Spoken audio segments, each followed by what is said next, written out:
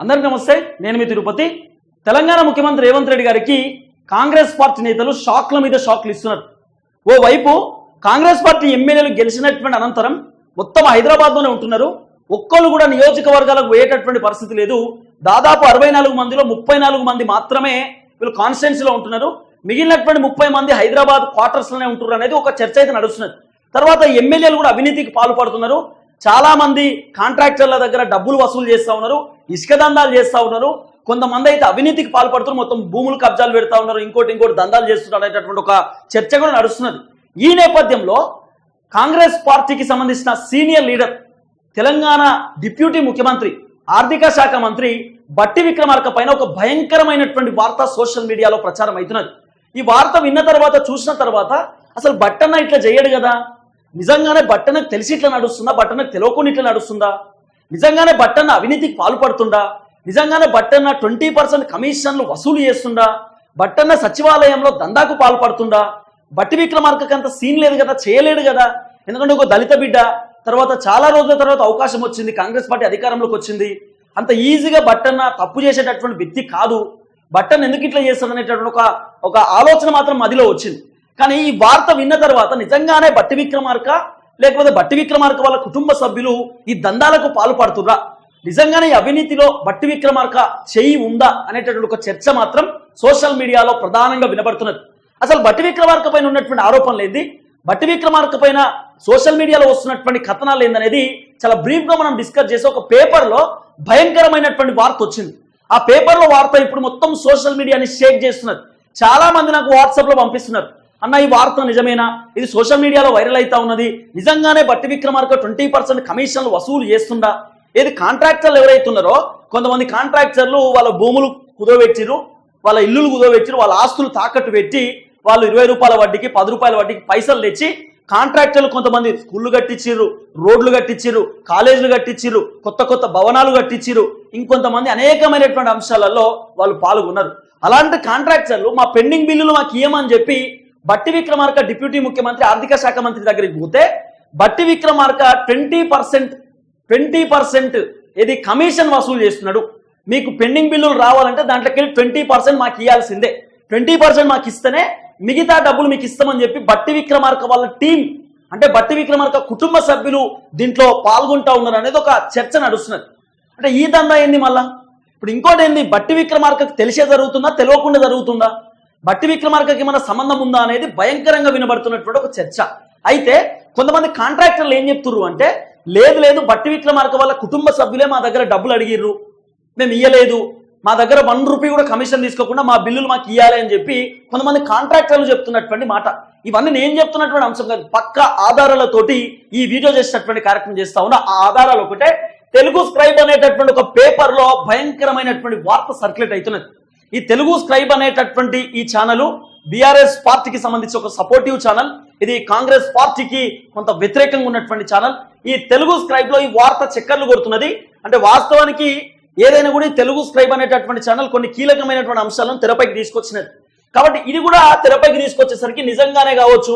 So Telugu scribe అనేది starting నుండి కొన్ని కీలకమైనటువంటి అంశాలు ముందుకు తీసుకొచ్చినారు కాబట్టి సో ఇది కూడా నిజమే జరిగి ఉండొచ్చు కావచ్చు అనేటటువంటి ఒక భయంకర చర్చ వినబడుతున్నది. ఒకసారి ఇది మీకు చూపించేటటువంటి ప్రయత్నం చేస్తా. ఈ తెలుగు స్క్రైబ్ లో వచ్చినటువంటి వార్త ఇగో చూడండి. తెలంగాణ సచివాలయం సాక్షిగా రేవంత్ సర్కార్ 20% కమిషన్ల దందా అని చెప్పి తెలుగు స్క్రైబ్ వాళ్ళు పేపర్లో సర్క్యులేట్ చేస్తా ఉన్నారు. పెండింగ్ బిల్లులు చెల్లించడానికి 20% కమిషన్లు అడుగుతున్నారని ఆందోళన చేసిన కాంట్రాక్టర్లట. చాలా కీలకమైనటువంటి అంశాలు ఉన్నాయి దీంట్లో. కొంత బ్రీఫ్ గా హెడ్లైన్స్ మాత్రమే మనం చూసేటటువంటి ప్రయత్నం చేద్దాం. తర్వాత నేను చాలా క్లియర్ కట్ గా ఈ వార్తను మీకు ఎక్స్ప్లెయిన్ చేసేటటువంటి ప్రయత్నం కూడా చేస్తా. ఇగో తెలుగు స్క్రైబ్ డిజిటల్ అని చెప్పి రాసినారు. ఆర్థిక శాఖ మంత్రి బట్టి ఛాంబర్ ముందే 200 మంది కాంట్రాక్టర్ల ఆందోళన అట. కాంట్రాక్టర్ల ఆందోళనతో భయపడి సచివాలయం నుండి పారిపోయిన బట్టి విక్రమార్క అని చెప్పి వాళ్ళు రాసినటువంటి వార్తనే. కాంట్రాక్టర్లు చాలా మంది మాకు బిల్లులు కావాలని చెప్పి బట్టి విక్రమార్క ఆఫీస్ ముందు, ఆయన ఛాంబర్ ముందు కొంతమంది నిరసన వ్యక్తం చేసినారట. కొంతమంది పోయి అడగనీకి పోతే బట్టి విక్రమార్కకు అర్థమైపోయి బట్టి విక్రమార్క వాళ్ళు నన్ను అడగనీకే వచ్చిరు, క్వశ్చన్ చేయనీకే వచ్చిరు అని చెప్పి తెలుసుకుని అక్కడ నుండి పారిపోయిండు అని చెప్పి తెలుగు స్క్రైబ్ వాళ్ళు రాసినటువంటి వార్త. ఏది కాంట్రాక్టర్ల ఆందోళన భయపడి సచివాలయం నుండి పారిపోయిన బట్టి విక్రమార్క క్వశ్చన్ మార్క్ లేదు, క్వశ్చన్ మార్క్ కూడా పెట్టలే, అంటే పారిపోయింది అన్నట్టే పెట్టినారు, దాంట్లో క్వశ్చన్ మార్క్ లేదు, ఏం లేదు. అంటే డైరెక్ట్ పారిపోయింది, వీళ్ళు చూసిరో మరి వీళ్ళకి ఎవరైనా చెప్పిరో తెలియదు, క్వశ్చన్ మార్క్ లేకుండా పెట్టినారు. కిందిగో బట్టి కుటుంబ సభ్యుల హస్తం ఉందని ఆరోపిస్తున్న కాంట్రాక్టర్లు అట. బట్టి విక్రమార్క కుటుంబ సభ్యుల హస్తం ఉందని కాంట్రాక్టర్లు ఆరోపిస్తున్నారట. దీనికి క్వశ్చన్ మార్క్ పెట్టినారు. మిగతా అన్నిటికీ క్వశ్చన్ మార్కులు పెట్టలే. బట్టి విక్రమార్క పారిపోయిందని చెప్పి కూడా క్వశ్చన్ మార్క్ పెట్టలే. వాళ్ళ కుటుంబ సభ్యుల హస్తం ఉంది అనేది మాత్రమే క్వశ్చన్ మార్కును పెట్టేటటువంటి కార్యక్రమం చేస్తారు.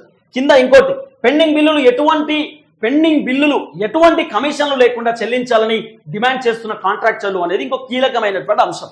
కాంట్రాక్టర్లు పెండింగ్ బిల్లులు ఒక్క 1% కూడా కమిషన్ తీసుకోకుండా మా బిల్లులు మాకు ఇవ్వాలని చెప్పి కాంట్రాక్టర్లు చెప్తున్నారట. వాస్తవానికి కాంట్రాక్టర్లు ఏం చేసిరు, బట్టి విక్రమార్క దగ్గరికి పోయినారు. ఆయనని అడగడానికి పోయారు, సార్ 20% కమిషన్లు వసూలు చేసి మా దగ్గర మేము సప్పో చేసి మేము చాలా పనులు చేసినాం కదా సార్, మరి మా బిల్లులు మాకు రావాలి కదా, ఇప్పటిదాకా బిల్లులు రాలేదు. కాంగ్రెస్ అధికారంలోకి వచ్చి సంవత్సరంన్నర కంప్లీట్ అవుతున్నది, ఈ సంవత్సరంలో ₹1 కూడా మాకు బిల్లులు ఇవ్వలేదు, ఇంకా మేము అప్పులు చేస్తూనే ఉన్నాం, ఇంకా కాంట్రాక్టులు చేస్తూనే ఉన్నాం, మాకు ఇప్పటిదాకా బిల్లులు ఇస్తలేరు, మా బిల్లులు మాకు ఇవ్వమని చెప్పి బట్టనని అడగడానికి కాంట్రాక్టర్లు పోతే, బట్టనట ఈ కాంట్రాక్టర్ల ఆందోళన అంటే ఈ బట్టన వాళ్ళ ఛాంబర్ ముందు కాంట్రాక్టర్లు దూసుకోబోతున్నట్టు, మేము బట్టనతో మాట్లాడతాం రమ్మని చెప్పుర్రి, మా బాధలు చెప్పుకోవాలని చెప్పి పోతే గన్మెన్లు నూకేసిరాట. కొంతమంది సెక్యూరిటీ లేదు అపాయింట్మెంట్ లేని పోనీయము, ఆయన మీటింగ్లో ఉన్నాడని చెప్పుడుతోటే కాంట్రాక్టర్లు అక్కడనే కూర్చొని నిరసన వ్యక్తం చేశారు.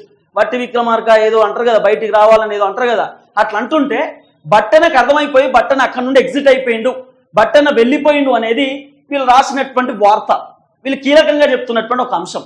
సో బట్టన నిజంగానే ఈ ఏదైతే కమిషన్ల దందాలో ఉన్నాడా, 20-30% కాంట్రాక్టర్ల దగ్గర కమిషన్లు వసూలు చేస్తున్నాడా, అంతేందుకు ప్రభుత్వ ఉద్యోగుల దగ్గర కూడా బట్టి విక్రమార్క కమిషన్లు తీసుకుంటున్నాడు. 10% కమిషన్, 5% కమిషన్ అనేది కూడా ఒక చర్చ నడుస్తున్నది. తర్వాత ఎవరికైనా బిల్లులు కావాలంటే కూడా వేరే వాళ్ళకు కూడా కమిషన్, ఏదైనా బిల్లులు కావాలంటే కూడా బట్టన్న కమిషన్ తీసుకుంటుండనే చర్చ కూడా నడుస్తున్నది. ఇది నిజమో కాదో మనకు తెలియదు, సోషల్ మీడియాలో వార్త సర్క్యులేట్ అవుతున్నది. తర్వాత ఎవరైనా ఎమ్మెల్యే మా నియోజకవర్గానికి ఒక 50 కోట్లు 100 కోట్ల రూపాయలు మాకు ఫండ్ ఇవ్వండి, మేము ఇక్కడ మా నియోజకవర్గంలో అభివృద్ధి కార్యక్రమం చేస్తామంటే దాంట్లో కూడా 10%, 5% కమిషన్లు వసూలు చేస్తున్నాడు బట్టి విక్రమార్క అనే ఒక చర్చ కూడా నడుస్తున్నది. మరి ఇవన్నీ ఎందుకు వస్తున్నాయి బట్టి విక్రమార్క పైన?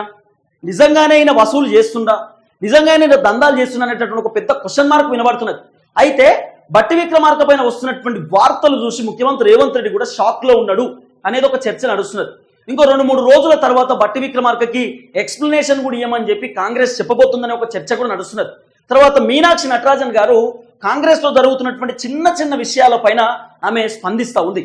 కాబట్టి బట్టన పైన వస్తున్నటువంటి ఆరోపణల విషయంలో కూడా మీనాక్షి నటరాజన్ గారు ముఖ్యమంత్రి రేవంత్ రెడ్డి గారికి బట్టి విక్రమార్క పైన ఆరోపణలు వస్తున్నాయి, ఆ ఆరోపణలకి బట్టి విక్రమార్క సమాధానం చెప్పాలి, ఒక క్లారిటీ ఏమని చెప్పండి అంటూ కూడా మీనాక్షి నటరాజన్ బట్టి విక్రమార్క గారికి చెప్పబోతున్నారు అనే ఒక చర్చ కూడా నడుస్తున్నది. అందరు షాక్ లో ఉన్నారు. బట్టన పైన వస్తున్నటువంటి వార్తలు చూసిన తర్వాత ముఖ్యమంత్రి రేవంత్ రెడ్డి, కాంగ్రెస్ పార్టీ ఎమ్మెల్యేలు, ఎంపీలు, మంత్రులు, ఎమ్మెల్సీలు అందరూ షాక్ లో ఉన్నారు. ఏం చేయాలో అర్థం కానటువంటి సిచ్యువేషన్ లో బట్టి విక్రమార్క కనబడుతున్నాడు. బట్టి విక్రమార్క వాళ్ళ సతీమణి కూడా ఈ కమిషన్ల దందాలో పాల్పడుతూ ఉందనేది సోషల్ మీడియాలో నడుస్తున్నటువంటి వార్త. చాలా మంది రాజకీయ విశ్లేషకులు, సీనియర్ జర్నలిస్టులు వార్తని తెర ముందుకు తీసుకొచ్చేటటువంటి ప్రయత్నం చేస్తున్నారు. నిజంగానే బట్టన్న పారిపోయిందా, నిజంగానే బట్టన్న భయపడి సెక్రటేరియట్ నుండి కిందికి వచ్చేసిండా, అసలు ఏం జరిగింది అనేది మాత్రం ఒక సస్పెన్స్ వాతావరణం లెక్కన కనబడుతున్నది. కానీ పైసలు వసూలు చేస్తూ ఉన్నారు బట్టి విక్రమార్క అనేది ఒక చర్చ నడుస్తున్నది. మరి ఆయనకు తెలిసి జరుగుతుందా, తెలియక జరుగుతుందా, లేకపోతే బట్టన్న పేరు ఏమైనా చెడగొట్టాలనేటటువంటి ఆలోచనలో కొంతమంది కుట్రలు చేస్తున్నారు అనేది ఒక క్లారిటీ లేదు. కానీ బట్టన్న గురించి మాత్రం పేపర్లో నానా రకాల కథనాలు మాత్రం వస్తున్నటువంటి పరిస్థితి. ఈ కథనాలలో క్వశ్చన్ మార్క్ కూడా లేదు, డైరెక్ట్ వీళ్ళు ప్రచారం చేస్తున్నటువంటి దాఖలాలు మనం చూస్తున్నాం. తెలంగాణ సచివాలయం సాక్షి రేవంత్ సర్కార్ 20% కమిషనర్ దందా, క్వశ్చన్ మార్క్ లేదు. క్వశ్చన్ మార్క్ ఆన్సర్ పెడతాం కదా, ఆన్సర్ సీట్ల ఆన్సర్ పెట్టేట్టు పెట్టింది. అంటే వీళ్ళకి తెలిసి పెట్టిరో తెలియకుండా పెట్టిరో, వాళ్ళని చెప్తే పెట్టిరో లేకపోతే చూసి పెట్టిరో తెలియదు, కానీ ప్రాపర్ ఇన్ఫర్మేషన్ ఉందో లేదో తెలుగు స్క్రైబ్ దగ్గర తెలియదు. కానీ వాళ్ళు మాత్రం కీలకంగా ఈ పేపర్ని ప్రింట్ చేసినారు, బయటకు వదిలిపెట్టే కార్యక్రమం చేసినారు. కాబట్టి ఈ మొత్తం ఈ చర్చ సోషల్ మీడియాలో దుమారం రేగుతున్నది. బట్టి విక్రమార్క 20% దందా చేస్తా ఉన్నాడు అనేటటువంటి ఒక చర్చ మాత్రం భయంకరంగా వినబడుతున్నది. ఇదంతా చూసినాక కాంగ్రెస్ పార్టీ నేతలే హవాక్ అయితా ఉన్నారు, షాక్ లో ఉన్నారు. హైకమాండ్ కూడా కొంత సీరియస్ అయితా ఉంది బట్టి విక్రమార్క పైన అనేది కూడా ఒక చర్చ నడుస్తున్నటువంటి పరిస్థితి. చూద్దాం ఏం జరగబోతుంది. బట్టి విక్రమార్క దీనిపైన ఏమైనా సమాధానం చెప్పబోతున్నారు అనేది కూడా ముందు వేచి చూడాల్సినటువంటి అవసరం ఉంటుంది.